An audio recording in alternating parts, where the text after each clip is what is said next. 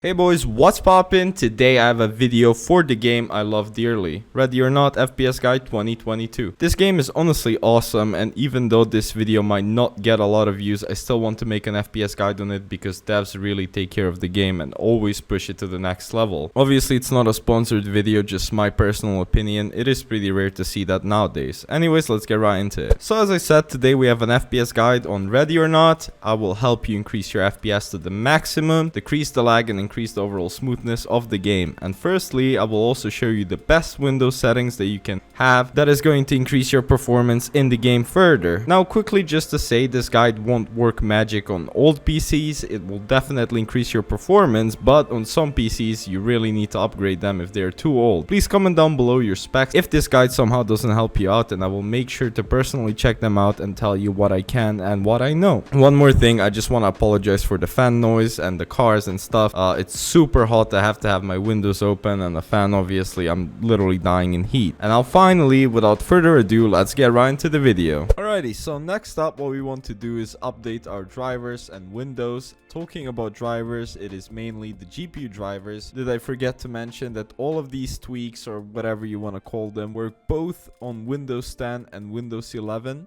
That's right. If any of you are interested in Mac tutorials, I happen to have a MacBook, so just comment down below and we'll make those as well. Let's get onto the desktop and update our windows and our drivers, because that is very important, kids. First things first, we're gonna update our windows. The way we update our windows is simply by clicking on the start button, going to settings, clicking on update and security.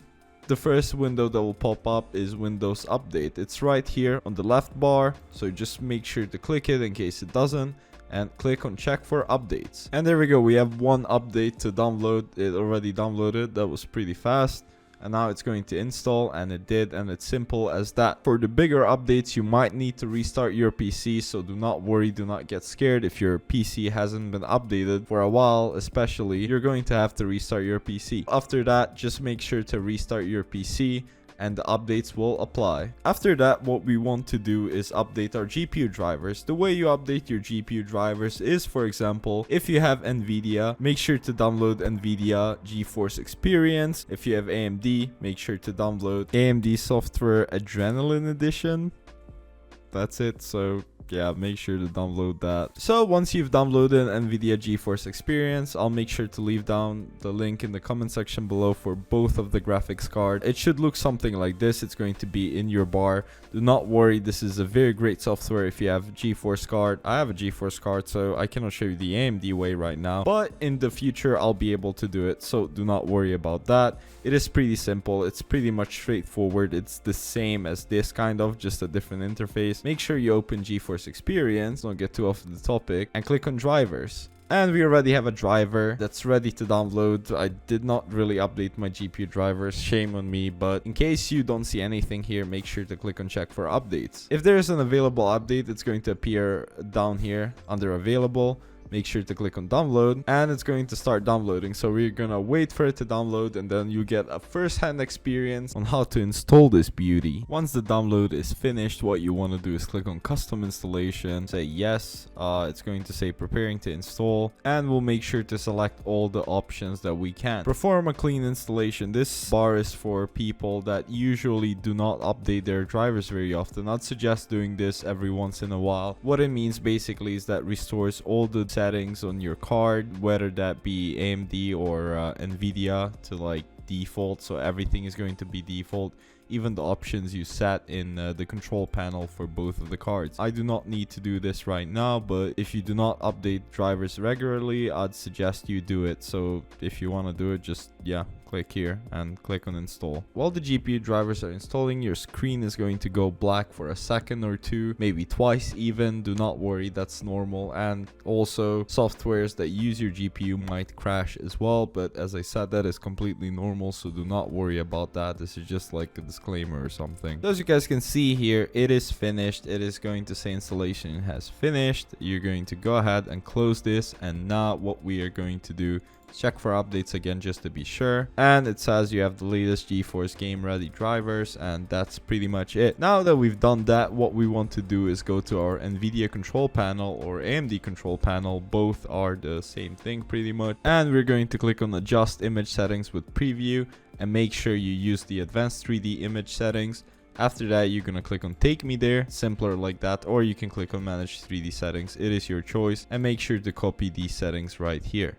Now, under the power management mode, what you want to do is click on optimal power here and put it to prefer maximum performance. After doing that, you want to scroll down to texture filtering quality. You want to click right there and put it on high performance as well. On threaded optimization, instead of auto, you want to turn it on. You want to click on apply. And that's pretty much it. Don't want to make this video any longer than it needs to be. There's another very important tip that will help you speed up the game, and Windows itself, it is pretty good. What you want to do is click on File Explorer, right click on this PC or whatever you named your PC, and click on Properties. After that, you want to go to Advanced System Settings. This little window will pop up.